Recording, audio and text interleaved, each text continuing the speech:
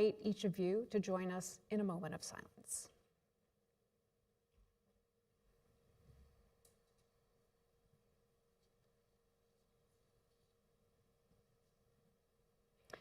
Thank you for that. Let's begin now. Tonight, these leadership contestants will debate the priorities of members and communities right across this country. Now, the themes you will hear were shaped by submissions from New Democrats from coast to coast to coast, and here's what they range from: economic security and national sovereignty, the future and role of the party, rebuilding the party, foreign affairs and humanitarian aid, and energy and the environment. So, the contestants here, they knew those themes in advance. What they did not know, they did not know the specific questions. They didn't know them, their teams didn't know them. They're all here in my head, and they could change throughout the debate, so everybody be ready tonight. It's going to be a fun evening, so everybody take a breath. Now it's my pleasure to welcome the candidates here. We will introduce first Avi Lewis, Heather McPherson, Rob Ashton, Tony McQuail, and Tenille Johnston. So welcome everyone. I'm really happy to be here with you. It's an honor for me to moderate this debate. The debate will run 90 minutes, mostly in English. There is one French section though. We will start with opening statements from each of the candidates, and then we'll move through those themes. Now in each theme, I will ask one question to each of the candidates. They'll have 45 seconds to answer that individually. After that, there will be an open debate section. I will also prompt in that open debate section, if it's going a little bit slower, we will move it right along, and we will encourage discussion that way. Now, before we end, each candidate will also get an individual question tailored to their experience, to their platform, to their campaign. Nobody knows what that is. I will get that at the end. And then, of course, we will finish with closing statements. Now, enough from me. Let's start with opening remarks. And Heather McPherson, your 45 seconds starts right now. Merci et bienvenue. This is an important moment in time for our party. This is an important moment in time for our country. You know, the world is uncertain, families are struggling, and working class Canadians are getting further and further behind. You know, today you will see all five of us agree on a lot of things. We are New Democrats, and we all believe in fairness, in equity, in looking out for your neighbor. So this race isn't about debating those values. It's about who can turn them into wins for people. You know, Canadians are depending on us to have their backs. To do what we need to do that, to do what we need to do, we need more of us. I know how to win, I know how to build support, I know how to beat Conservatives. We need a leader who can win, we need a leader who can rebuild, and I am that leader. And you were bang on time with that 45 seconds, so that is a good start to this. Avi Lewis, you're up next. Friends, we're at a fork in the road. Donald Trump is stomping all over the world, stoking fear and insecurity. And while Mark Carney defies him in Davos, at home, Liberals and Tories are caving to the U.S. and letting corporations hoard profits and hike the price of everything. So now the NDP has a clear choice. The same approach that brought us to an historic low in the last election, or a new vision that is unmistakably bold and courageous. Our campaign has proved this path is popular and can win. We've signed up members in 338 federal ridings, broken fundraising records, and hosted huge events packed with hundreds of people from the length and breadth of this land. Our party's comeback has already begun. Okay, not bad. Only a couple seconds over, but we'll let you have that, Mr. Lewis. We are now going to go to Rob Ashton, 45 seconds. Tonight, you'll hear a lot of agreement on some really great policy. But unless we actually lead this country, those policies won't happen. And I'm tired of being Canada's social conscience. You see, our party's drifted away from the working class, and the working class just doesn't see themselves in us anymore. So they went and found another home. And so we need to bring them back. Otherwise, our ideas will remain just that, ideas. That's why I want to bring the party back to its working class roots, so we can win back the seats that we've lost and win a whole lot more. Rob Ashton, thank you. And I'm going to take those 5 seconds from you because I can gab through those. Tenille Johnston, you're next. Awesome, thank you so much. I'm Tennille Johnston, a social worker, a city councillor from Campbell River, BC, and the first Indigenous person ever to be represented on a federal leadership ballot in Canadian political history. And I'm so grateful that that piece of history now lives with the NDP. I've traveled this country coast to coast to coast, and it has been absolutely amazing visiting tiny communities all over Canada. But the tragic part is that people are struggling everywhere you go. The cost of rent, groceries, gas, it's astronomical, and it just keeps going up and up and up. It's unacceptable that in a G7 country, we have over 10% of our population living in poverty. That's absolutely ridiculous. That's why we need a guaranteed livable basic income. We need a wealth tax. We have to end the fossil fuel subsidies. We have to have true government-to-government relationships in this country with our First Nations. Thank you, Tennille. And last but not least, Tony McQuail. I'm Tony McQuail. I'm a parent and grandparent, a farmer for over 50 years, and a New Democrat for 46. Our campaign is focused on 4 R's: representation, dealing with the first past the post; regeneration, stop damaging and start healing the earth; redistribution, stop sucking out our collective wealth and start distributing it fairly; and redesign, shift from a corporate capitalist consumer ideology to a conservative community. As a farmer, I see our world from ground level. It's a very different perspective from those who have been making destructive decisions from the corner offices of corporate towers. We need radical change now. Thank you, Tony. Thank you, everybody. Now we're kind of warmed up. Let's get into the debate portion. Here is our first theme: economic security and national sovereignty. We heard a few of you mention Donald Trump in here. A reminder, after I ask the first question here, each will have 45 seconds to respond, and then we're going to move into that open debate portion, which is 8 minutes long. So nobody has seen these questions to start off with. Let's start with this. The topic has largely been dominated by the U.S. President Donald Trump and the tariff war, and by Prime Minister Carney's efforts to retool Canada's economy to reduce our dependence on the United States. So here's the question. If Donald Trump picks up the phone tomorrow or jumps on and posts on Truth Social threatening more tariffs to pressure Canada, as a leader, would you retaliate immediately or negotiate quietly? And if retaliation is the answer, what does it look like? Is it a targeted tariff? Is it energy? Be specific, please. So, Mr. Lewis, you are first with 45 seconds. Well, first I'd call the 2 Democratic Socialists who have shared private meetings with Donald Trump, Claudia Sheinbaum in Mexico and Zoran Mamdani from New York, and figure out how they charmed him, because that seemed to go incredibly well. I think Canada needs to stand firm and project a kind of moral clarity on the world stage that reflects an independent foreign policy and an independent domestic policy. We need a Canadian shield to Trump-proof our economy, and retaliating doesn't look like a tariff war. That's playing into the much stronger force on the other side of the border. We need to rebuild our economic independence with a Green New Deal, a Canadian Green New Deal that will create millions of good, unionized, green energy jobs and many other pieces of economic independence I hope we can talk about throughout tonight. Heather McPherson, your 45 seconds. Listen, Donald Trump is the biggest threat that is facing our country right now, both economically and our sovereignty. And the way that we need to push back on that is to build our own economic sovereignty. You know, we need to be investing in workers. We need to be building with Canadian materials. We need to be building with good Canadian unionized jobs. You know, we need to raise wages. We need to legislate workers' rights into our laws. We need to be investing in building that infrastructure that will build up our country. You know, that's the east-west grid. That's rail. That's renewable energy. It's that investment, that economic sovereignty that will actually protect us from Donald Trump. That's how we fight back against Donald Trump. Rob Ashton, 45 seconds.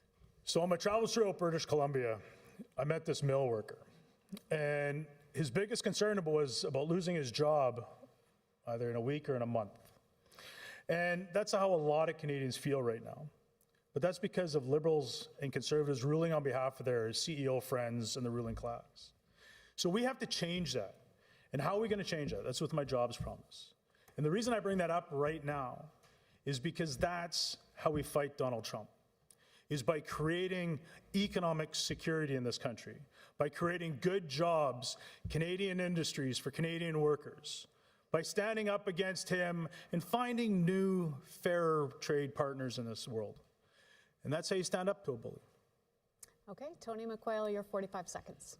The tariffs are an incredible opportunity for us to reconsider what our economy is for, to relocalize it and redesign it so that it works for Canadians and not Canadians working to enrich the global elites.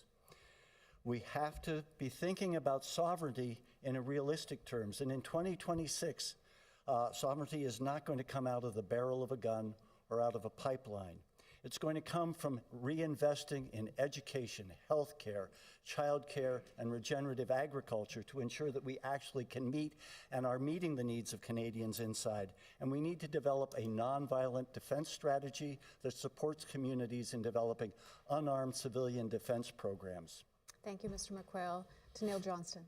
Yeah, so if Trump called, he'd get my answering machine. I'd be busy trying to lift the burden of economic insecurity off the backs of workers. Big oil, big telecom, these giants are recording record profits while we're not investing in Canada. Our retaliation strategy is investing in ourselves and seeing the huge worth that we are as a country within our own borders. We need to bring manufacturing and production into Canada. We need to stop sending out things like raw logs just to have that wealth created outside of our borders. Then we buy it back for more money. We truly have to invest in Canada, and we have to do it now, right down to the micro things like offering childcare. If we want to send hundreds of people back into our healthcare workforce, give them some support with taking care of their kids so they can go back to their care industry. Okay, thank you. Everybody's bang on time. So far, I'm really happy with this group. Let's now start with the open debate for 8 minutes. Mr. Lewis, I am going to start with you. And here's the question. I heard from all of you. We have to invest in ourselves. However, we do rely on trade with the United States. Under President Donald Trump, is the United States an unreliable partner or a partner we can't afford to lose? And let me dig into this a bit more to give you a little more. Canada has committed to increase defense spending, and we did hear about defense as well. Stronger border measures, but we're not taking part in Trump's newly created Board of Peace or the International Security Force in Gaza. How would you define the balance between sovereignty, security, and alliance management at the moment? So people can jump in on this one, and I'll keep an eye out. So we'll start. Yeah, I mean, to say that Trump is an unreliable partner is to state the crushingly obvious.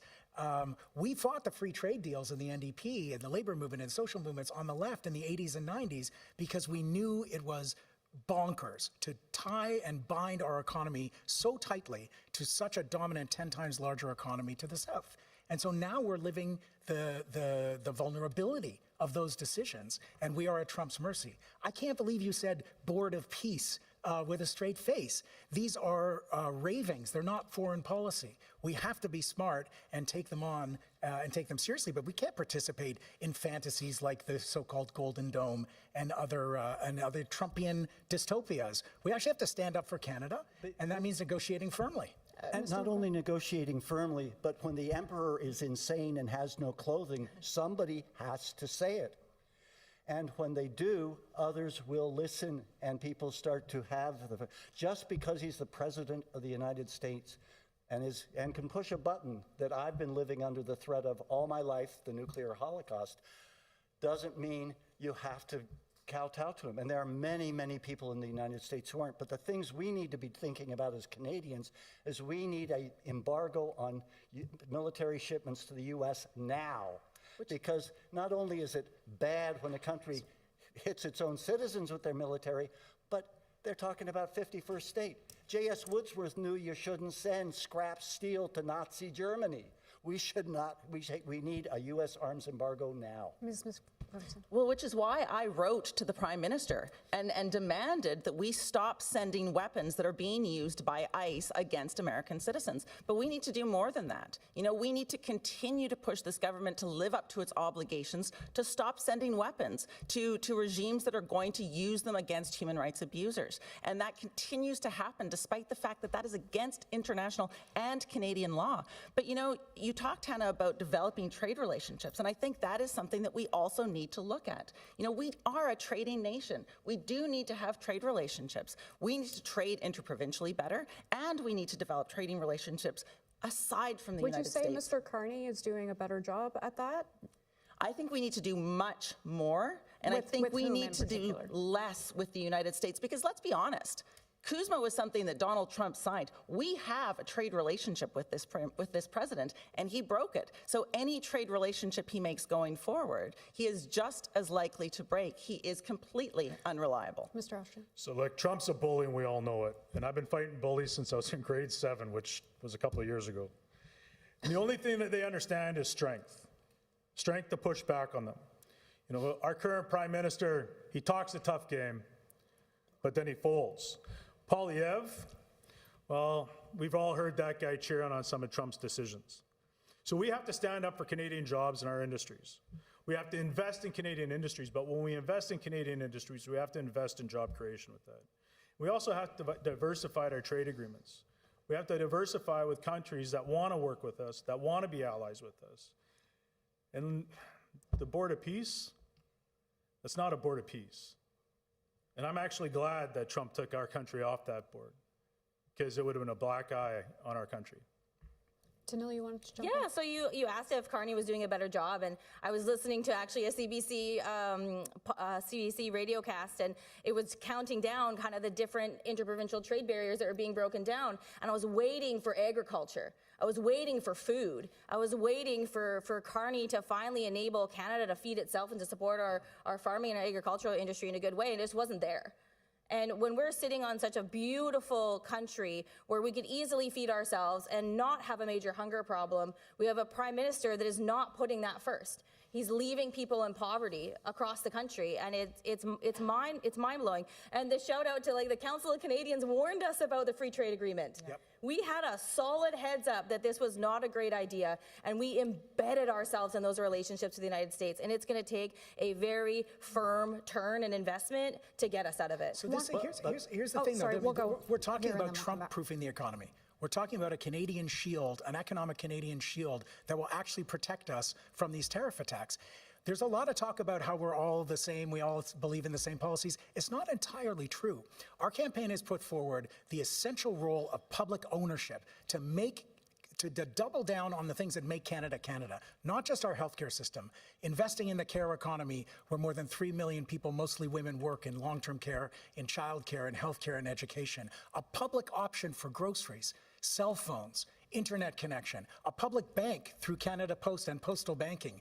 These are measures emphasizing the responsibility of the government to step up and govern and use our public resources in the public interest. Not everybody on this stage is willing to go there, but that's the only way that Canada can build a Trump-proof economy. We need quick fixes today. Sure, they're And a public compatible. They're option- compatible. And a public grocery option isn't a quick fix. What we have to do, we have to push our federal government, and when we take power eventually, we actually have to start doing what's immediate, and that's price caps on groceries. Sure. That's price caps on telecoms. Stronger penalties and even jail time for companies that try to gouge our prices, try to gouge Canadian citizens. This is immediate, because right now, Christ, when I was a kid, it was $20 for a bag of groceries. Nowadays, it's $50, $60.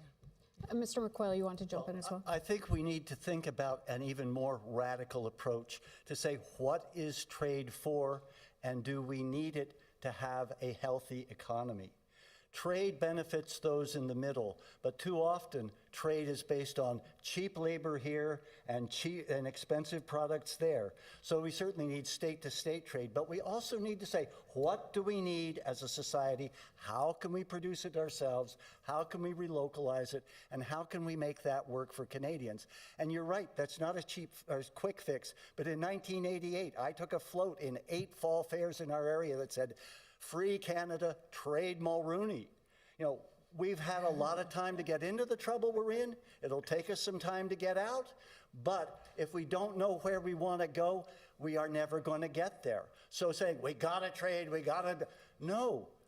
Well, yes, agriculture is very dependent on trade.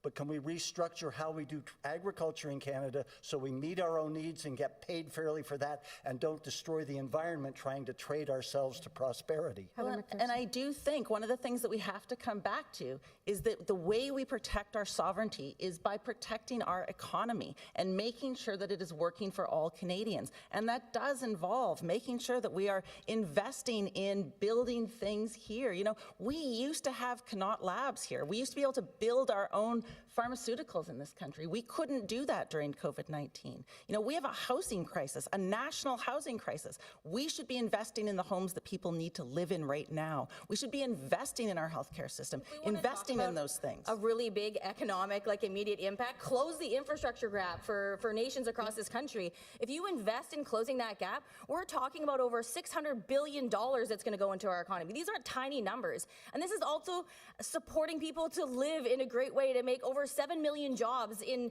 a 2-year time period. This is just an unreal opportunity. And Carney turns and he invests in freaking pipelines and mines and these things that are not going to bring money to our economy now.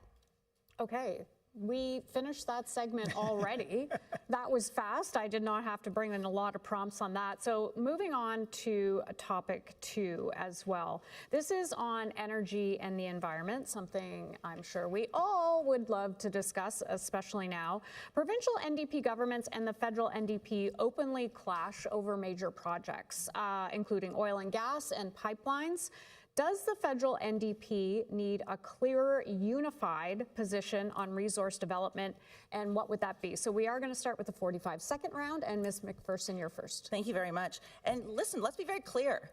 There is a climate crisis right now. As a member of parliament, I've taken some big climate action in our parliament. You know, I took on the CEO of Imperial Oil.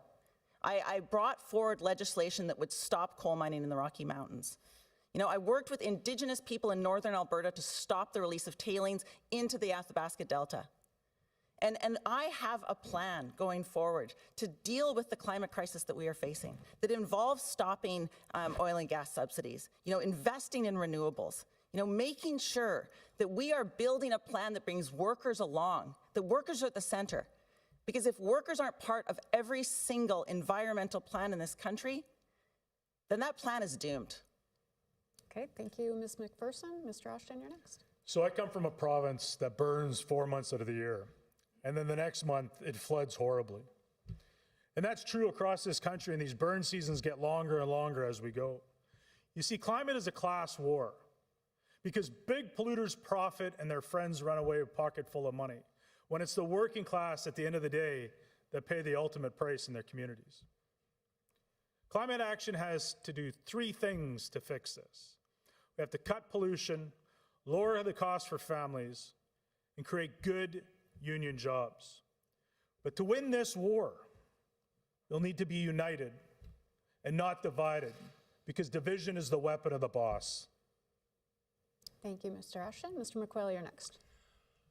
If you visit our website, TonyMcQuailGreenProgressive.ca, there's a piece on it talks about a holistic goal for Canada. And it is something that I hope could help provincial and federal NDP work together with our riding associations and the people of Canada to say this is a vision that is hopeful in terms of both the environment and the economy and the kind of world we want to build. What we have to understand when we talk about the environment is every time we take a breath, a drink, or a bite, the environment isn't something out there, it's now something inside us and becomes part of us. So we have to have plans and decisions that build a healthy environment as part of building a reasonable economy. Tennille Johnston. Yeah, where I come from, people work in resource-based industries. They work in forestry, fishing, energy, and like Rob offered, wildfires come in, we're suffering from floods and droughts, and they're already reshaping what our communities look like and how we move about day to day. People there don't deny climate change and whatsoever, but where we struggle is where we see the clear path to the next job when we talk about job transitions.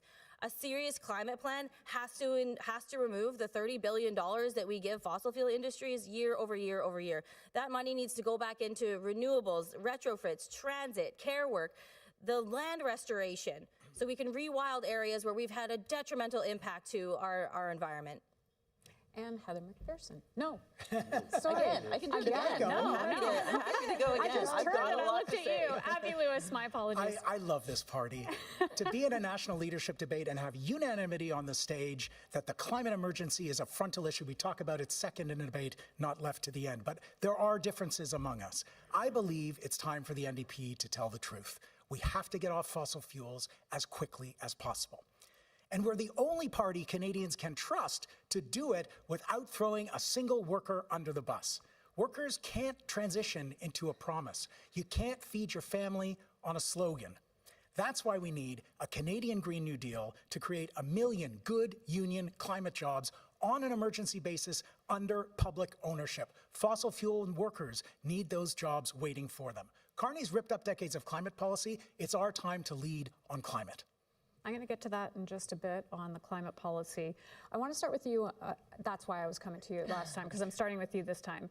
You're from Alberta. That's where your riding is. Alberta is central to this debate. How does the NDP compete in the West without alienating voters whose livelihoods depend on energy? Yeah, listen, I am the daughter of a truck driver. My family worked in the oil and gas sector. I'm proud of the contribution that Alberta made to building Canada. But I also want us to be building a future-facing economy. You know, I want us to be building a future where my children want to stay and work in Alberta. And that means investing in renewables. But I want to be clear, because you brought this up earlier. You know, we need to work with the provincial governments, the provincial NDP across this country. You know, we need to work with them because what they are achieving for the people in their provinces is important. You know, I think about what Rachel Notley achieved and how she was able to cut child poverty in half. I think about the role she played in getting us off coal power, you know, reducing our emissions, and how important that was. We cannot be picking fights with the provincial NDP. So we have to work together. Let me just ask you this. Key. You have Naheed Nenshi in a room together with the Premier of BC. How do you negotiate those two premiers? Well, I can tell you it doesn't help. An MOU by Mark Carney and Danielle Smith that pits British Columbians against Albertans, that pits people against each other during a national sovereignty crisis. You know, what we need to do is work on those things that as New Democrats that we believe in, those values that will move us forward, and not be a burden to the provincial parties, because the provincial parties are making life better for the people in their provinces. So let me come to you, Mr. Lewis, because you oppose fossil fuel expansion. Yes. Is that position electorally viable in energy-producing provinces, or does it limit the NDP? Of course it is. Albertans have known for decades that we need to diversify our economy in fossil fuel-producing regions. Everybody knows it. And the fossil fuel industry keeps stoking division and presenting us with new pipeline projects as an existential necessity to kick the can down the road and delay that time. 92% of Albertans believe that the industry should pay, as is the law, polluter pays, to clean up the mess in one of our most beautiful places in all of Canada, in Alberta. There are hundreds of thousands of oil wells that have reached the end of their life. They're leaking in farmers' fields and in local municipalities that do not have the money. They download these wells, abandoned and orphaned wells, to companies that go bankrupt, and they get rid of any responsibility for cleaning them up. That's decades of unionized labor for the very workers who dug those wells to clean up rather than further contaminate the land. Mr. McQuail, you want to jump in? We also need to ask, is climate change a problem or a symptom of a bigger problem? And I would say it is a symptom of a bigger problem, which is a society that has gotten addicted to using way too much energy. We are dumping millions of years of fossilized sunlight into our atmosphere instead of maintaining the carbon cycle that we're all a part of. And so we have to talk about how do we not only change the economy and transition it to renewables, but how do we redesign to drastically reduce the amount of energy and resources that economies use? Because our economic growth, which has been promoted for the 45 years since I got involved in politics, is actually becoming a cancer on the planet. So when we have these opportunities, and renewable energy is a huge opportunity, not just in terms of jobs, not just in terms of the environment, but in terms of costs and the cost to people. We put up a passive solar house in the 1970s, put up an on-grid or a grid-connected wind generator.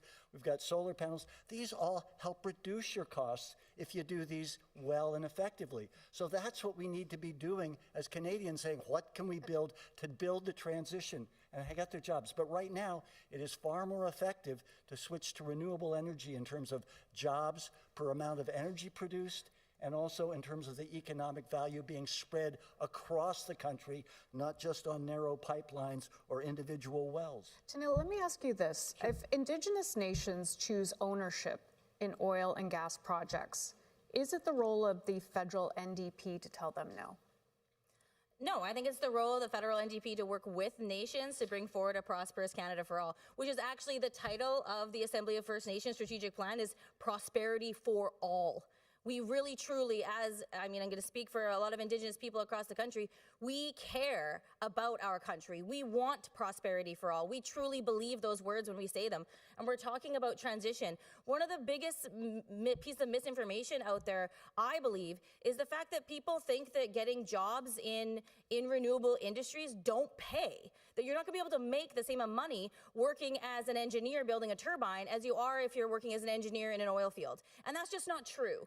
These jobs are good paying jobs. They're jobs that are better for your body, mind, your spirit. You can have a good, amazing paying job in a renewable energy industry. It doesn't have to be this misinformation of, well, I'm not going to make as much, or there are not going to be as many jobs. That's just not true. So we need to get the education out there that demonstrates what type of workforce we're going to need to bring forward this renewable industry that we want across Canada. And we also need to set up the education system to bear that. And it needs to be free. We have to have free education to train our new workforce. Mr. Ashton, let me bring you in on this debate. You talk about protecting workers, and I want to talk about the Indigenous part of it too.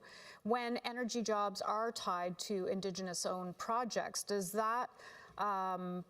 opposing development risk putting New Democrats at odds with both labor and reconciliation?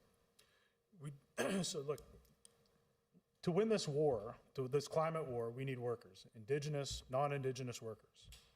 But we have people on the stage right now that are going to stand against plans like the BC Transmission Power Line or plans to build like the Port of Churchill. We're sending more workers to the Conservative Party like that. And so when we say we need to shut down industries without jobs already being there, we just send more workers to the Conservatives. Climate action needs to be centered on workers and Indigenous people, and that includes Indigenous projects. We have to have an open mind here. We have to be able to bring new projects along, to bring workers along with that, to bring Indigenous communities along with that, and bring the rest of the communities across this country along with that as well. Well, I think that was referencing Mr. Lewis. You're calling out the side shot there? Rob, that was very restrained for you. I appreciate that. We're in the debate portion, so listen, go ahead. We're a big country, we're an affiliated party, and we're allowed to have differences with our provincial sections. I've had warm conversations with my Premier David Eby's office, with my friend Wab Kinew, with Nahid Nenshi, and we are allowed to have differences on specific issues because we support each other as New Democrats. When I spoke to Nahid Nenshi, I told him that I love the way that he stood up against Daniel Smith's disgusting use of the notwithstanding clause, attacks on teachers, attacks on trans kids. Nahid Nenshi needs to be the next Premier of Alberta. And we have some profound differences around fossil fuels. And he was asked how do you work that because out? Listen, Nahid answered it himself. He was scrummed by reporters in Ottawa, and they were like, what about this Lewis thing? And he was like, this is the UCP when they're desperate and lashing out. These are the ways they try to turn us against each other. I'm not buying it. He said, who cares? I think Albertans are smarter than that, so I'm going with Nahid right now. We shouldn't be doing our opponents' work for each other. We can stand together as New Democrats and have democratic disagreements around crucial issues of public policy. I know we're out of time, but I'm going to give you 20 seconds, Heather. Yeah, listen, I agree with what Tony said in terms of this is an opportunity for us. This is a huge opportunity. But we cannot be picking fights with our provincial parties, and I have seen that happen in the past. You know, we have people who have picked those fights.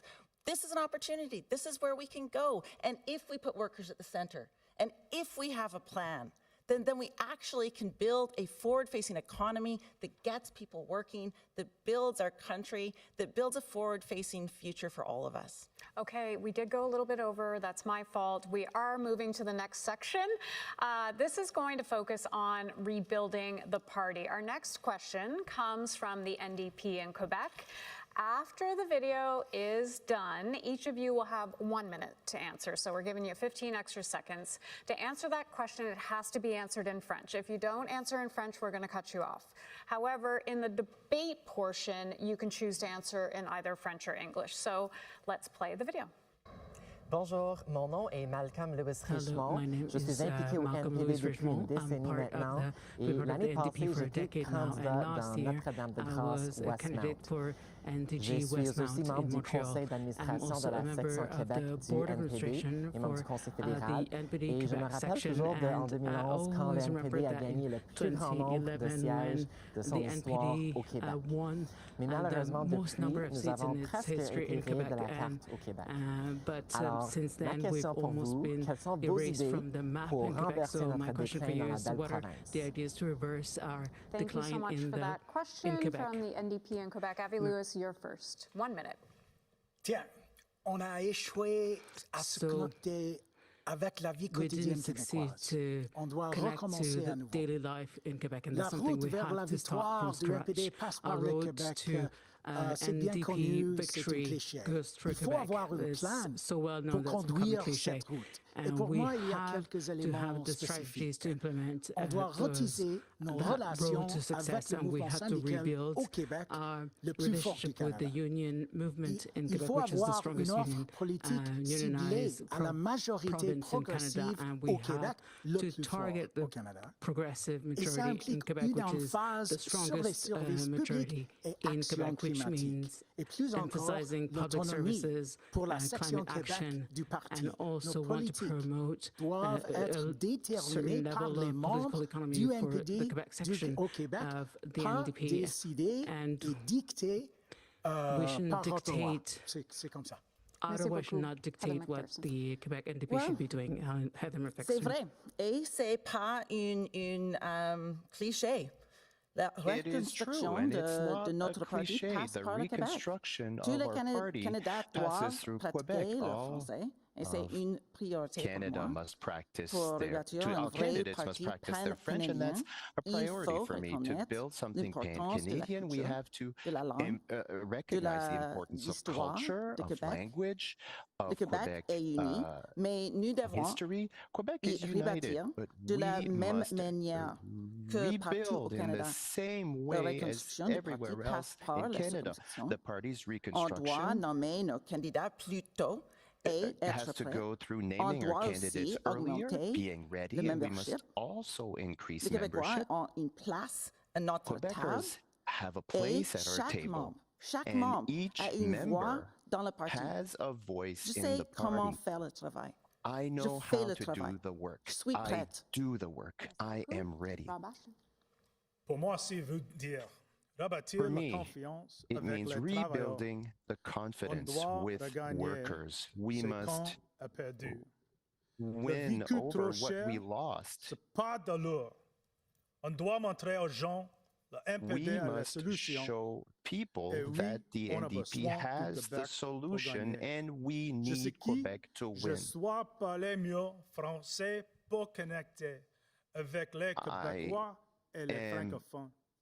On a the- besoin d'organisateurs et doit des liens Our avec les organizers syndicats. must create Et on doit relationships parler with aux gens unions, and de ce we qui must est talk important. to Je veux ramener le people. It is NPD à ses important. racines. Un the parti qui se bat, NDP has qui pas its vrai et qui roots recule devant rien.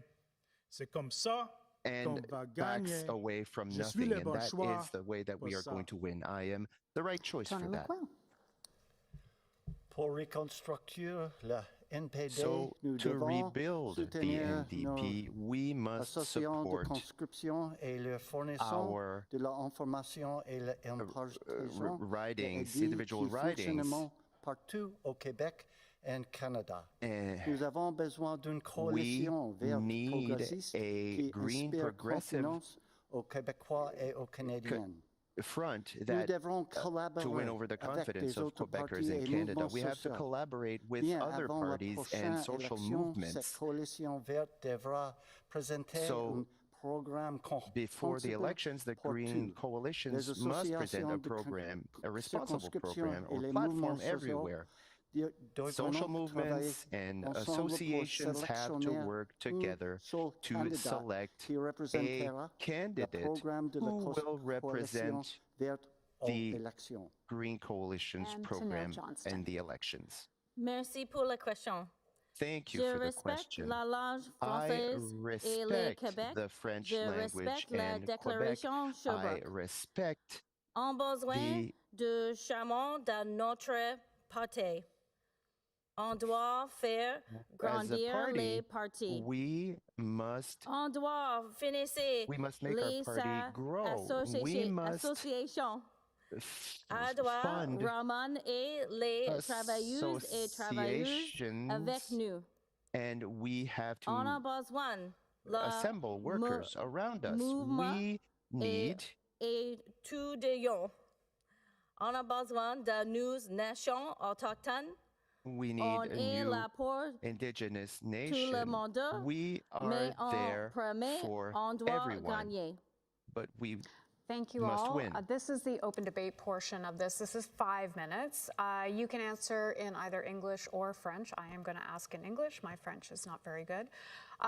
Let's start with this question. Why should Quebec voters trust a leader who cannot communicate with them in their first language? And Mr. Lewis, you're first. On ne peut pas avoir confiance dans un chef qui ne peut pas So we communiquer can't have dans la confidence langue in a de leader who Québec. cannot communicate in Partout, the Quebecers' partout à language. travers Canada, il y a des Everywhere throughout communautés Canada, there francophones. are On ne peut pas francophone les oublier. communities, and we cannot Alors, forget them. mais So, c'est pas seulement une but question de it's parler not en français. only a Il faut question of connaître speaking l'histoire French. We unique have du to Québec, know the la unique culture, history of Quebec. We have to know il y a un the sens culture. de nation québécois. There Les is, Québécois et Québécoises, in a sense, a Quebec nation méritent of une chef Quebecers, and du NPD qui these connaît Quebecers l'histoire deserve et la culture. an C'est pas NDP seulement une question leader de la who langue. knows their Tout culture. le It's monde not attend only a en question of espérant que je language. parle tout le temps, mais je laisse. Would you So, commit to becoming fully bilingual, and by Bien what sûr, time and bien what sûr. time frame? Oui, c'est en marche, oui. oui, Time oui. frame? On travaille tout. I think we're all pretty committed to becoming Yes, fully indeed. bilingual. By what time frame? in Sorry, being Mr. honest. McQuail, just 1 second. By what time frame, please? I think being fully bilingual is going to take at least a year of solid commitment to the language. And in my opinion, as someone who's spent my adult life trying to retain any ounce of my native Likwala language, where we only have like 6 fluent speakers left, I totally understand and wholeheartedly live holding on to your language as a vital component of your culture. And I think understanding that and reaching out to Quebec and offering that relational history of retaining language is huge. I think what Quebec has been able to do with holding on to their Francophone community and their language is absolutely amazing. And it's something that we've struggled to do in Canada with numerous nations across this country where our language dialects have been decimated by colonialism and Western culture. So I think we have a lot to learn from Quebec and how we retain languages and move forward with more language culture in Canada. I mean, in BC, we only have 1 Francophone school district for the entire province. We need to fix that. Sorry for interrupting, Mr. McQuail. Go ahead. Okay. Well, I want to be perfectly honest. As somebody who has 2 years of high school French and is going to turn 74 in March, I doubt that I will become negotiatingly fluent en français in my lifetime. That is what translators are for. And if I deal with a native community, I will need a translator to speak with someone who doesn't speak English. But when we had Katimavik billets, I got on really well with the Francophone billets who were working class as opposed to the Anglophones who came from Rosemont in Toronto. And so what we need to understand is I do speak better with Mother Nature than a good many people. And I don't think we're in a crisis where the Francophone language or the Francophones in Quebec are going to disappear. But our planet is disappearing before our eyes, and we need somebody who understands and not that language. Il y a 2 langues officielles au Canada. C'est pas une question de There are négociation, 2 de official traduction. languages in Il y a 2 Canada. langues. It's not a question of Let me ask interpretation you, or translation. There's 2 Ms. languages. McPherson, because we are going to come to you next. You've highlighted your experience. You've been a member of parliament since 2019. You understand federal politics. Given that Quebec is an essential part of forming government, why wasn't becoming bilingual a priority? Well, pour moi, c'est une grande priorité pour ma For famille. me, it Par is a exemple, ma huge fille, priority for elle my parle family. For français example, très my bien. C'est que c'est daughter important speaks pour French moi very well. It's qu'on important for époux et me moi that register ma fille pour l'école. C'est une that, immersion. Mais c'est difficile. C'est difficile à l'Alberta. C'est so pourquoi it's c'est hard. nécessaire. It's Nous because it protégeons is la langue necessary. française We au Québec, protect mais the aussi French une language in autre Quebec, circonscription, but autre also province in dans other le pays. ridings, other Par provinces exemple, in the Edmonton, country. For Strathcona, example, my riding Edmonton, is the French Strathcona. Quarter. You know, and we have fought hard. I have fought hard for Campus Saint-Jean. I have fought hard to make sure that we are respecting and protecting French language in Alberta and across the country. Thank you. And Mr. Ashton, let me ask you, you lead a national union representing workers across the country for more than a decade. In that role, how did you engage with Francophone workers, and why did learning French not become a part of the national leadership responsibility? So we don't have members in Quebec. Right? We're a BC-based union. But to answer your original question about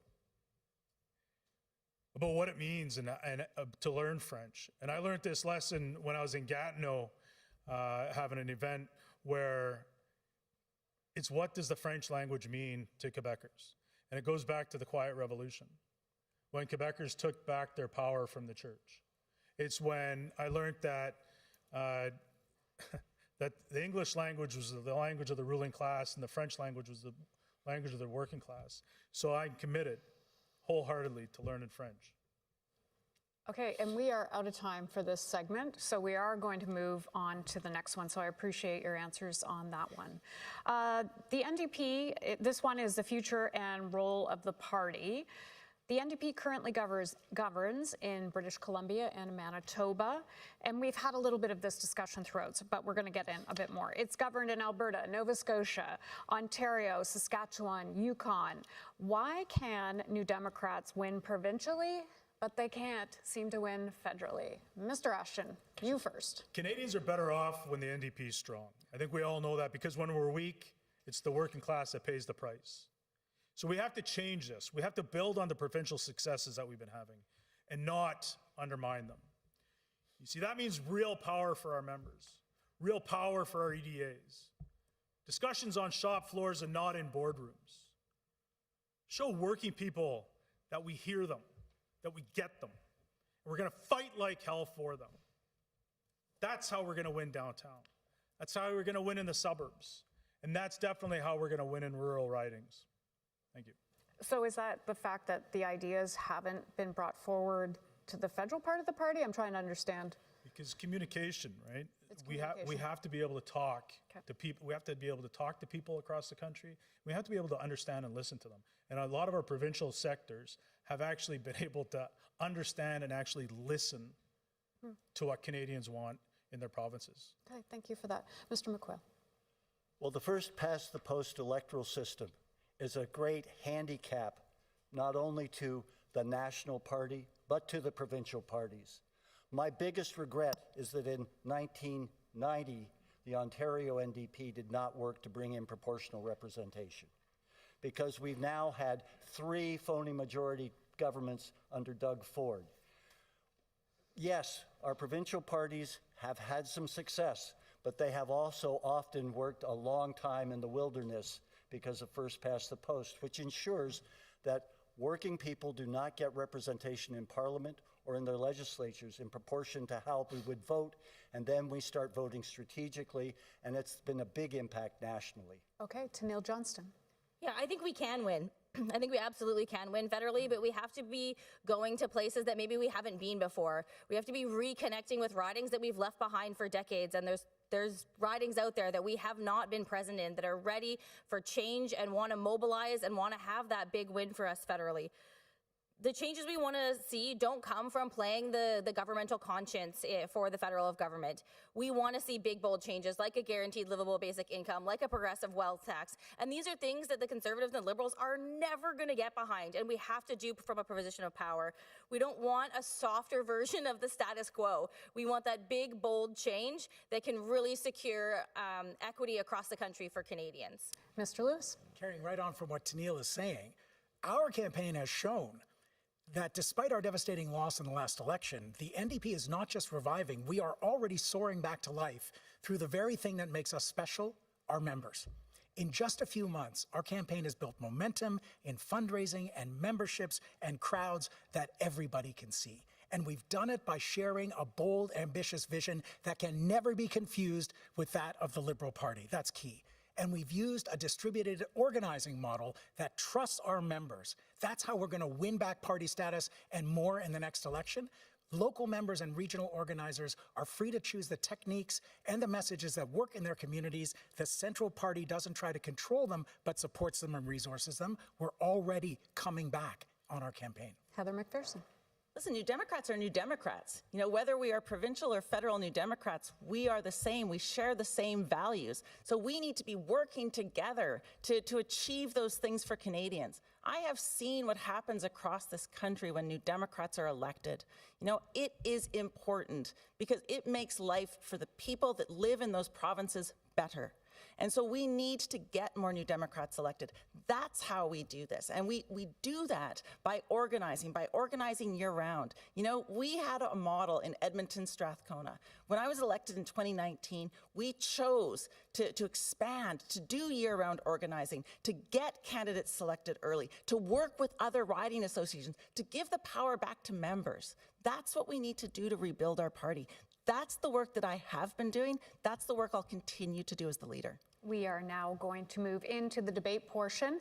Some working class voters, and I'm going to start with you, Mr. Ashton, left the NDP because they felt the party didn't understand the economic anxiety at the time.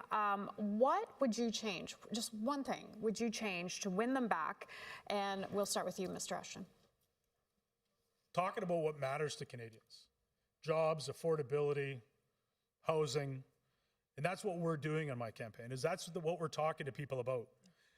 Because when you've got a guy like Poilievre that is strutting around and pretending to be a worker, well, he's about as much as a worker as I am a flower girl. He did lure over a lot of the workers in the last election Poilievre's campaign. pretty slick as snot, right? But what we're finding through our campaign, there's a young fella in Brantford. He came up to me and said he voted Conservative in the last election. But he signed up to our party so he could follow and vote for our campaign. And that's what's happening at every city that we go to, because they understand the messaging, that we're listening, that we're going to fight for them. We're going to bring people back to our party where they belong. We're not going to scare them away. I think that's one thing to, you know, have the big, bold ideas and say all the big things and create all the excitement around it, but you have to show up. This is a big thing that I felt we weren't doing enough of. We weren't showing up. What does that mean exactly? Physically go to these places, shake the hands, say hi, sit down, close the mouth, and listen with both ears so that you're absorbing what just happened in the last election especially. We had a tough go.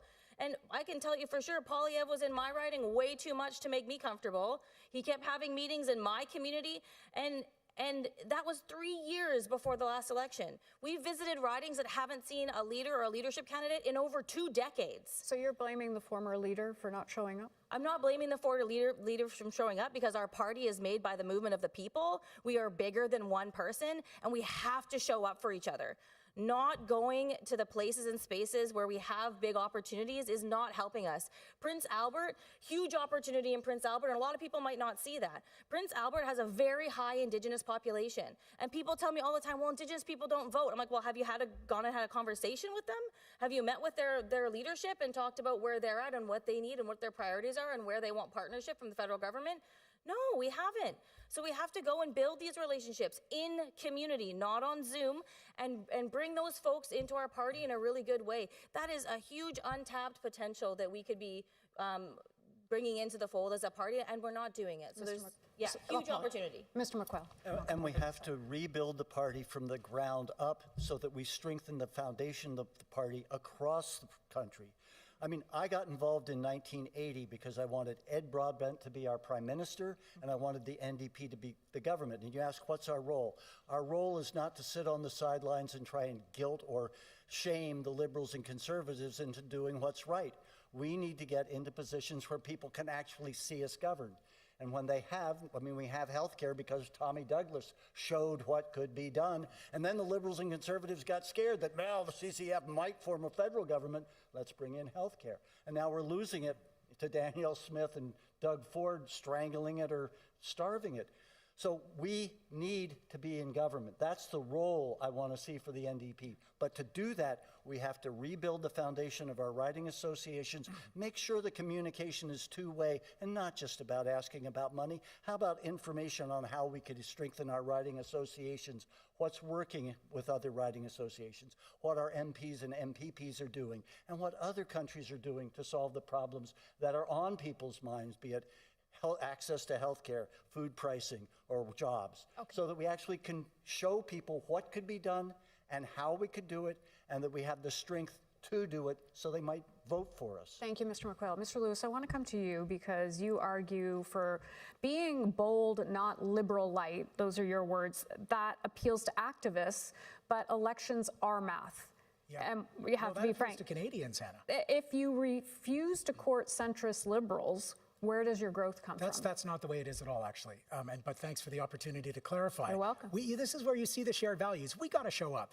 We got to talk to working class Canadians. Tennille, Rob, Tony, Heather knows the same thing. We need to win. How do we do it? This is what we need to focus the conversation. We launched this campaign laser focused on the everyday emergency of just trying to get by in an impossible, unfair, and rigged economy. We're the only party that has a story for Canadians about why life is unaffordable, why you're crying at the supermarket checkout, because Galen Weston is worth $18 billion, and because 5 grocery chains dominate the industry and price gouge and collude. That's why we put out a public option for groceries. And we got incredible response, Hannah and Rob, you must know this, from Conservatives. Conservatives are really interested in a public option for groceries because Conservatives understand that the economy is rigged and we live in a monopoly economy. We share values, but we have different solutions, and we're going to win by offering solutions that are actually as big as the crises we face that will solve the crisis of working class life. On the back of all the affordability is also we should have free memberships. So we shouldn't be charging $10 for people to come join our party when we know that they're being crushed by the capitalist economy that the Conservatives and Liberals love. We need to change our approach to bringing people into the NDP family. Okay, thank you. And Ms. McPherson, you wanted to get in there too. I did want to say we got to come back to rebuilding our party. And to rebuild our party, you're right, we do need to show up. It's why I have door knocked from Smithers to St. John's. You know, it is why I have been doing this work for years. You know, it is how we expanded the number of people that we could get elected in Alberta. And we've got to continue to do that work. And that is working with the riding associations. That is training our members. It is supporting our members. It is making sure that vetting process is transparent and fast. You know, it is making sure that we're giving the resources to our riding associations to do the work that we are asking them to do. And ultimately, we've got to go to our members and we have to trust them. We have to trust them to help us rebuild the party. The party is the members. Okay, Mr. Ashton, sorry, Mr. Ashton first and then Mr. McQuail.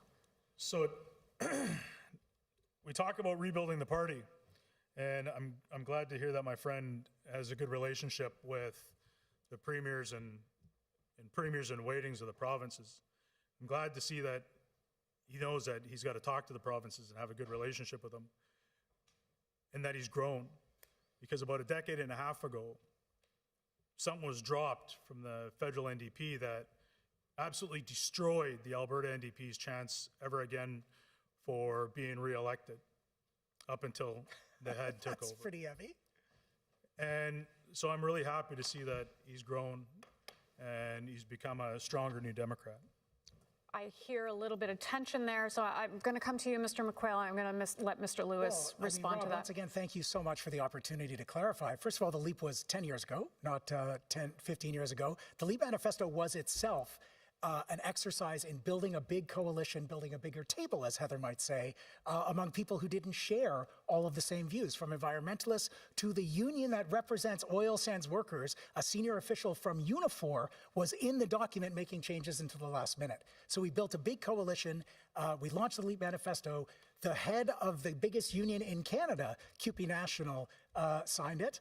The head of the Canadian Labour Congress at the time signed it, as well as dozens of other unions. When we came to the Edmonton Convention with it, we worked through the leader's office to make sure everybody knew it was coming, a federal resolution at a federal convention.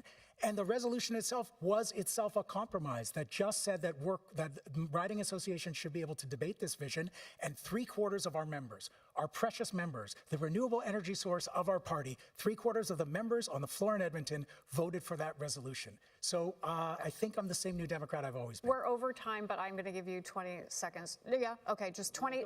Well, give him a bit to respond, and then I would like 10. 20 and 15. Okay. Go He ahead. hasn't spoken enough. No, I did spoke before. You guys are so polite. Okay, I'm going to go Mr. McQuail. Literally 15 seconds, though. I'm already over time. I've been saying that we need to throw our arms wide and make sure that people know we want everybody, including disenchanted liberals who've been getting a smoke job in terms of what they think they're voting for, and concerned conservatives who don't like pit bull politics and understand that cooperation actually is a conservative value. Rob, did you want to just come in? You're fine. Okay. We are going to move on to the next section if you want to jump in on something in the next section. This is a continuation of that one. I'm going to have to take some time out of it. My apologies.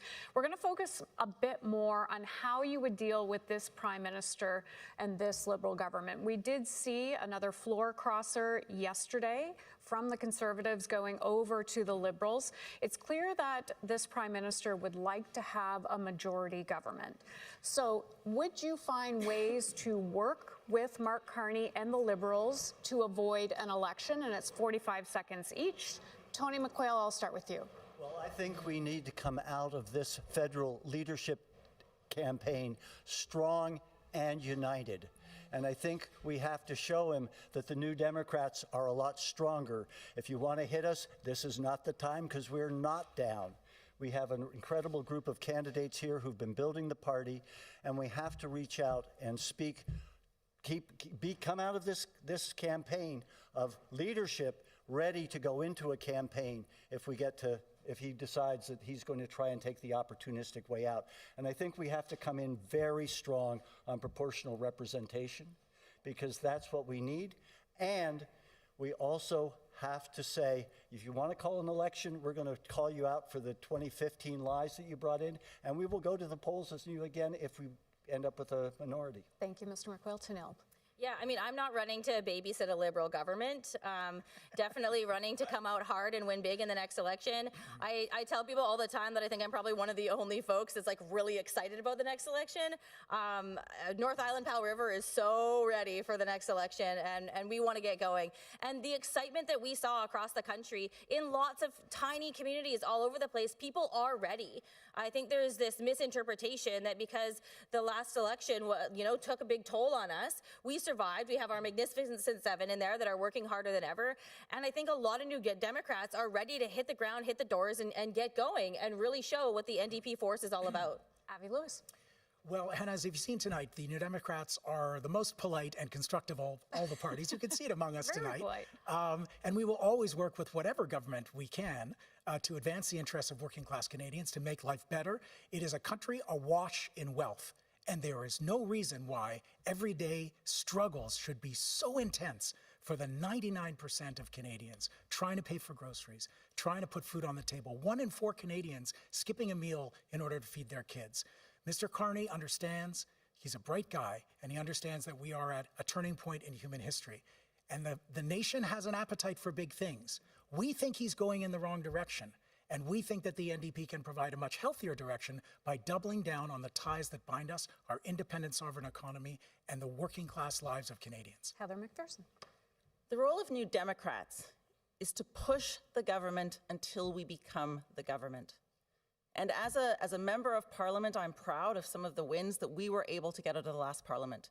There are 6 million Canadians across this country that have access to a dentist that did not before because of New Democrats. But what I am seeing from Mark Carney right now is an unwillingness to work with the other parties. I need a Prime Minister that is defending our public universal healthcare system, and that is not what we are seeing. While Daniel Smith takes the biggest swing at healthcare since Tommy Douglas and the NDP put it in place, and Mark Carney does not defend the Canada Health Act, I can't work with that. When we are laying off public sector employees by the tens of thousands, that is not something I can support. Okay, thank you. And Rob Ashton. Work with Carney.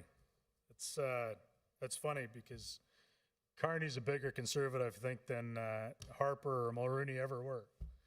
And so when I'm the leader of the party and we regain all those seats, we're going to be taking out bill by bill.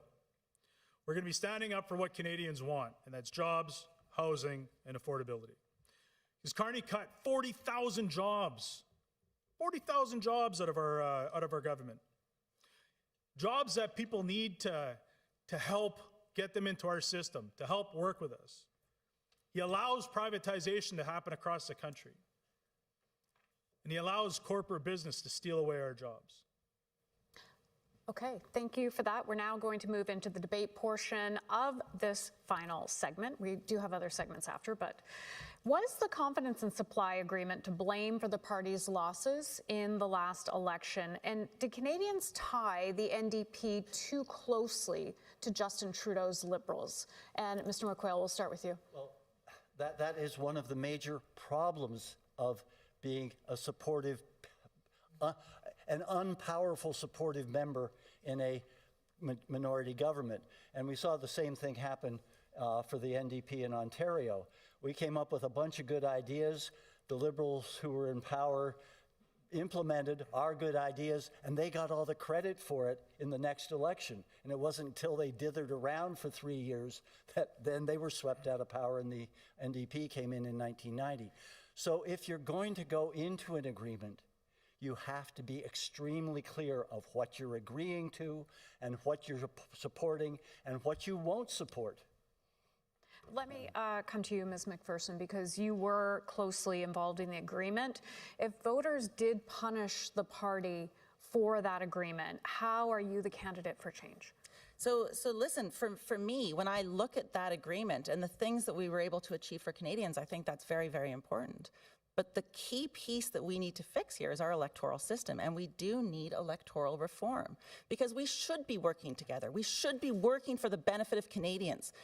All politicians should be going to Ottawa to get things done for Canadians. And I understand that my role as an opposition member is to hold the government accountable, and I do that every day.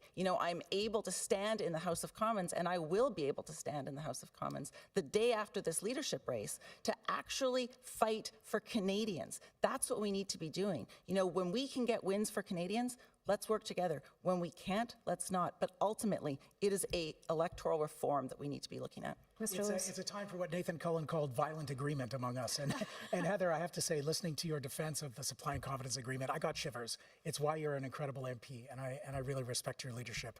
I think what we had there was a failure of communication, a failure to communicate. We were staying in this, as I understand it, we stayed in the supply and confidence agreement so that we could actually get the dental care program implemented. Now, Jagmeet was in a very difficult position because he had to criticize the very unpopular Trudeau government, but at the same time, he was still, and the caucus was still supporting on confidence motions, and Canadians got confused. Are you mad at them or are you supporting them? Because when push comes to shove, you support. And that's because we needed dental care for millions of Canadians to be implemented so the next government couldn't roll it back. But we never said that clearly to Canadians. We need to practice straight talk and clarity in our country and be transparent about why we're doing what we're doing. And I just want to say that in terms of proportional representation, which we all want, I've said that if we control the balance of power in a parliament, we will go in with one demand and change the electoral system so we have an actual functioning democracy in this country. And we have to let Canadians know that we're going to fight for that, because 36% of the popular vote should not lead to absolute power in Ottawa, and we all know it. Mr. Ashton, let me bring you in on this. You said the NDP got 3 big wins from the agreement, pharmacare, dental care, which everybody, and the anti-scab legislation as well. But the Liberals did take a lot of the credit on that. I think everybody on the stage agrees to that in the last election. As leader of the party, how would you approach the relationship with the Liberals differently? We're going to demand better for the Canadian workers. We're going to demand better. We're going to be unapologetically loud when we actually make a deal and we get something that we need for Canadians. We're going to be screaming it from the rooftops, to be honest with you. Now, we're going to listen to what Canadians want us to fight us for.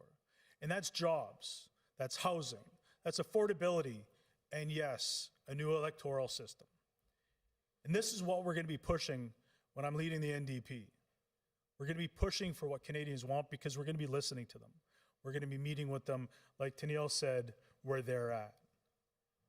We're not going to roll over and allow the Carney government or Poilievre sitting in the wings eating our cake and stealing our thunder. Ms. McPherson, you wanted to get in a moment ago. My apologies. No? Oh, But I'm okay. happy to. I'm happy to talk. I mean, I agree with Rob when he talks about the idea of housing being something that we need to be making sure we're pushing the government on. You know, one of the things that bothered me most about the budget that I voted against in the fall is the fact that there was half the money promised for housing. You know, it is why I brought forward one of the very first platform planks was my housing platform. And it is because we're in the midst of a national housing emergency. And we see this government not taking the breadth of that problem seriously, you know, not dealing with it with the urgency that we see. And that's one example. But there are many examples where this government does not put working class Canadians at the forefront. It is all about corporate interests. It is not about making life better, making life more affordable, making life easier for Canadians from coast to coast to coast. And Tennille, you just want to jump in quickly. Communication is absolutely key in all of this. And it's communication every single day, not just around election time. And it's on every platform you can imagine. It's on Instagram, it's on TikTok, it's on Twitch, it's on YouTube, it's on all these different the platform so that we can actually reach a diverse perspective of Canadians. We need to engage our student movement and help us with that. These folks are experts in these arenas and we're not getting the information out there. I bet there's a whole ton of people that have no idea that Carney only funded the housing program half of what it's worth. There's so many people that don't know that we have probably never actually contributed to our healthcare through the Canadian Health Act in the way that we're supposed to as the federal government. There's all these big facts that folks don't know, and we're not getting that information out there to them. And when we talk about electoral reform, can we please bring back the per vote subsidy? That $2 a vote will do a lot for our party, and it'll help us get lifted out of this backward system where we have the same amount of votes, almost the same amount of votes as the Bloc Québécois, but we have 7 members and they have 22. We need to fix it. Mr. McQuail, just short. Well, the reason we have to rebuild the riding association connection to the party and strengthen our riding associations is based on 45 years of experience. You're never going to be able to communicate through the national media all that you want to communicate or have it come out really accurately. And so we are going to have to rebuild that base of the party, that foundation, and have really good communication so that we can tell our story to our members who can tell it to their neighbors. Okay, thank you all. I have one final question, and this is a one-word answer, and I know you may disagree with a one-word answer, but I'm going to force it on you. Right now, your party holds 7 seats. We've been discussing that. So let's be clear. Are you running to rebuild this time, or are you running to be Prime Minister? One-word answer. Tennille, you're first. Rebuild. Tony. Prime Minister. Rob. Rebuild. Rebuild. Be real. Rebuild, of course. Okay. More than one word. Okay, we'll let him have more than one word. So this is our final section. Thank you for all doing that in one word. I thought there might be a little pushback on that, so I do appreciate that. Before we wrap up this evening, I do want to ask this one last section. So this is our final portion where we ask each person an individual question. And you know what? Somehow I have lost that on my, found it. It's like a journalist's desk up here. I was going to kill time moving those papers around. Tennille, I'm going to start with you on this one.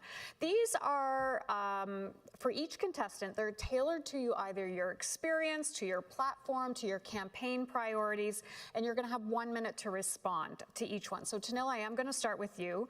You've criticized, and we even heard tonight, the fundraising threshold to enter this race. Leadership of a national party requires raising significant resources. is.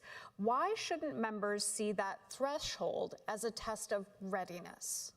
Yeah, I think I'm not deterred away from like a test of readiness as far as being able to fundraise. I think I'm actually quite a good fundraiser when we get down to it, especially in rural ridings. I land very well there because I understand that landscape. I don't necessarily view the landing at the $100,000 as a commitment to the kind of the democracy within our party. EDAs from across the country, we saw them do letter writing campaigns and offer to the party rules that they expected of the leadership race and also what they thought about a reasonable cost for a ballot fee. And we weren't seeing that $100,000 six-figure number. We were seeing top around $75,000, and that was really what the membership was pushing. So when we look at our leadership race and running our leadership races, we need to lean into the people of the party, the membership of the party that is this moving machine. They are the movement, and use those recommendations that are coming from our people to structure our leadership race in a way that's really respecting what they're expecting to see from us. Thanks, Tanil. Avi Lewis, you're next. So here's your question. Your dad was a provincial leader. Your grandfather led the federal party. You describe yourself as an outsider. In what sense? Well, I think I think maybe I'm a throwback to the NDP of the CCF NDP of my grandpa's era. Think about what Tommy Douglas did with healthcare. It was the same thing. It was a giant idea that was outside the box. I'm outside the box for some of these, for what is considered a serious political idea by the very serious people who decide what's serious in this country. I'm advancing solutions as big as the crises we face, and that's what's required in this time. That's what Tommy did with healthcare, and we need to actually get outside of this very, very narrow window, which is what my objection to Carney's leadership is exactly that. He's a smart guy, and he's very popular in Canada right now because he has a diagnosis about where we are in history. We're at a turning point. But what he wants to do is make us into a petrostate that is a militarized petrostate, a junior arms dealer on the world stage. I have a very different vision for Canada, and that's what is outside of maybe the Ottawa bubble, but certainly not outside of our tradition as New Democrats. Okay, thank you, Avi. Heather, you are next. You are senior member of former leader Jagmeet Singh's team and served as whip during the confidence and supply agreement. Ultimately, there was the party's worst federal results. So why should members see you as change rather than continuity? I want to start by just saying how proud I am of what our caucus was able to achieve in the last parliament and the incredible members of parliament that made up our caucus. You know, with 25 members of parliament, we fundamentally changed the direction that our country took on many things. You know, I was the foreign affairs critic, and I am proud of the way that we fundamentally changed our party and the government on issues around Palestine, on Ukraine, on Sudan, on Iran. You know, there is a way that we need to push the government of the day until we are the government. And I can tell you, the work I have done in my riding, the work I have done across this country, the record I have of being able to win my seat in Alberta in a hard election proves that I can win, that I know how to do that I've been doing that work, I will continue to do the work, and that is why I am the leader that the New Democrats need right now. Thank you, Heather. We're going to move over to Rob Ashton now. You say you want to put workers first. I have to mention your campaign did lean on AI to generate answers to questions at one point. I see that. How do you square that with your message about protecting workers from technological disruption? For the last 10 years as president of the ILWU, I spent that time defending my members' jurisdiction against automation, against companies that want to bring in unilateral job cuts, by fighting against the Vancouver Fraser Port Authority and the Canadian government and alongside environmental groups, fighting against Roberts Bank Terminal 2, which is going to be, for all intents and purposes, a fully automated terminal, which will cost 90% of jobs of a conventional terminal, which will force other employers to increase their automation. I'm not against automation as long as automation works for the worker, like the egg carton factory in Brantford, Ontario that I went to, where they brought in automation and robotics that actually improved workers from 100 jobs to 300 jobs over the time frame. Okay, Okay, thank you. Tony McQuail, you are last in this section. You're entering the race without the same infrastructure or national profile. Now everybody does know who Mr. McQuail is. What is the realistic path for you to see winning, and what does success look like for you if it isn't victory? Well, Hannah, I've run in a lot of elections. I've always run to win. I maybe haven't always won, but I won 3 school board elections in my own community. And what does success look like? It looks like helping people understand the issues and the needs from a perspective that maybe they aren't already hearing.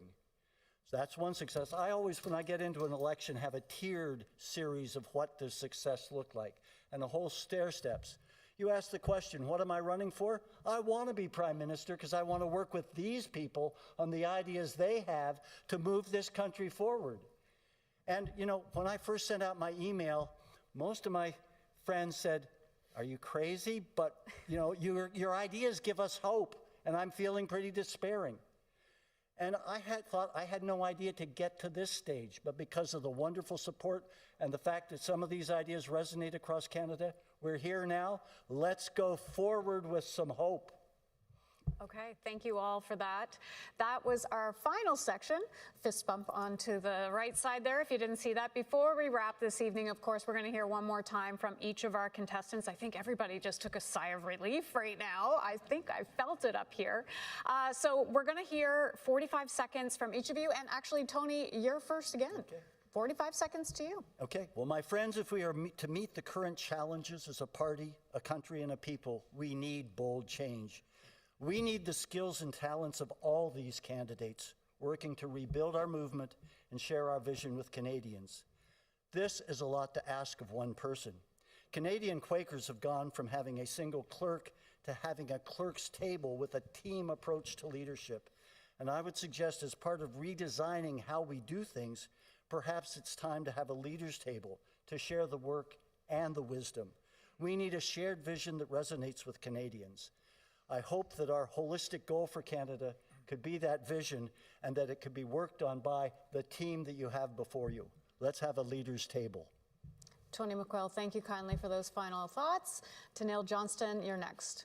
Yeah, as an Indigenous woman, as a social worker, I bring a different perspective to this race, and I understand the urgency for change. I've witnessed day in, day out how the capitalist system consistently and deliberately fails our communities.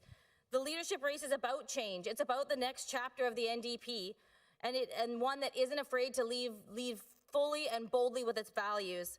I'm not here for a promotion. I'm here to drive change. I'd love for you to join me in whatever platform works for you, whether it's email, Facebook, Mastodon, you name it, come join me.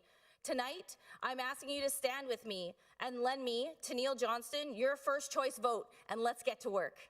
Tanil, thank you kindly. Rob Ashton, you're next. We need to rebuild the NDP. We need to rebuild the trust that working class people may have lost in us. We have to bring voters back. And how? By bold solutions that impact their daily lives.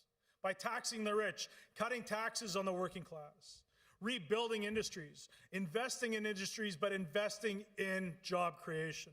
By building homes that Canadians can afford with Canadian workers and Canadian materials. And that's why I'm running, to take our power back, to bring the NDP back to its roots and offer real hope. Thank you, Rob. Because I'm the leader that listens. I'm the leader that's going to push our membership's decisions. And I'm the leader that will deliver. Thank you. I'm sorry for interrupting. It's That was. It's all good. You kept going. I take long pauses sometimes. It was a long pause. I appreciate you. Okay, Abby Lewis, you're next. Despite a few dim sparks that flew tonight, I am looking forward to getting work with my colleagues, 4 fantastic New Democrats on stage tonight. But here's why our campaign is different.